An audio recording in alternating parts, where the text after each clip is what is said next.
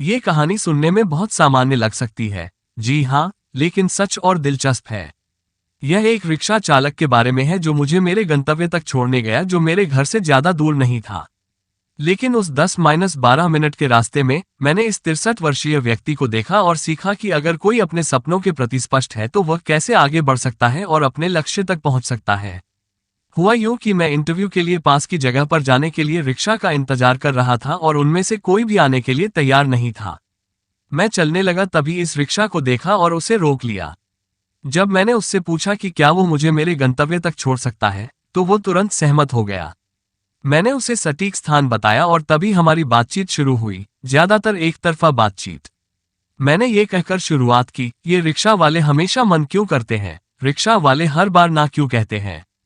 उनकी तत्काल प्रतिक्रिया अंग्रेजी में थी, मैडम यह वही है जो मुझे रिक्शा साथियों से नफरत है। ये लोग शिक्षित नहीं हैं और इसलिए वे समय को महत्व नहीं देते हैं, नहीं वे यात्रियों की मदद करना चाहते हैं। जब वह अंग्रेजी और हिंदी में बात कर रहा था, तो मैं सोच रहा था कि यह बूढ़ा आदमी, जो सिर्फ एक रिक्शा चालक है, इतनी धारा प्रवाह अंग्रेजी में कैसे बात कर रहा है। जब मैं इसके बारे में सोच ही रहा था, उसने फिर से मुझसे बातचीत शुरू कर दी और उसने जो कुछ भी कहा उससे मुझे वास्तव में प्रेरणा मिली। मैं बीएससी स्नातक हूं और मैंने वर्ष 1975 में स्नातक की पढ़ाई पूरी की। पेशे से मैं एक सरकारी स्कूल में शिक्षक था, कई वर्षों तक स्कूल। उन दिनों मैंने बहुत संघर्ष किया क्योंकि मैं एक बहुत गरीब परिवार से था, लेकिन इसने मुझे आगे बढ़ने से नहीं रोका। अपने परिवार को बेहतर जीवन देने के लिए मैंने किसी तरह अपनी पढ़ाई पूरी की। आज मैं सेवानिवृत्त हो गया हूं और अगर मैं ऑटो चला रहा हूं, तो ये सिर्फ पैसे के लिए नहीं, बल्कि खुद को चलाने और फिट रहने के लिए है, ताकि मुझे बूढ़ा होने और कुछ न करने का बोझ महसूस न हो। मैंने अपने बच्चों को पढ़ाया और उन्हें शिक्षा का महत्व सिखाया, जिससे उन्हें अपना क्षेत्र चुनने और अपने रास्ते पर चलने में मदद मिली। मेरा बेटा एक आईएएस अधिकारी है और मेरी बेटी एक प्रतिष्ठित कॉलेज में प्रोफेसर है।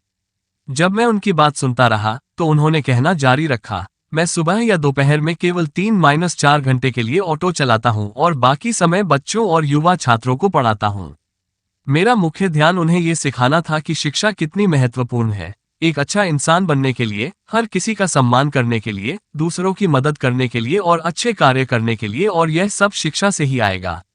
अगले ही मिनट मेरी मंजिल आ गई और मैंने उतरकर उसे पैसे दिए और धन्यवाद कहा।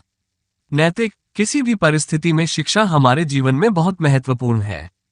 पैसा, समस्याएं आती जाती रहेंगी, लेकिन शिक्षा और ज्ञान हमेशा हमारे साथ रहेंगे। इससे हमारी और दूसरों की जिंदगी में भी फर्क आएगा।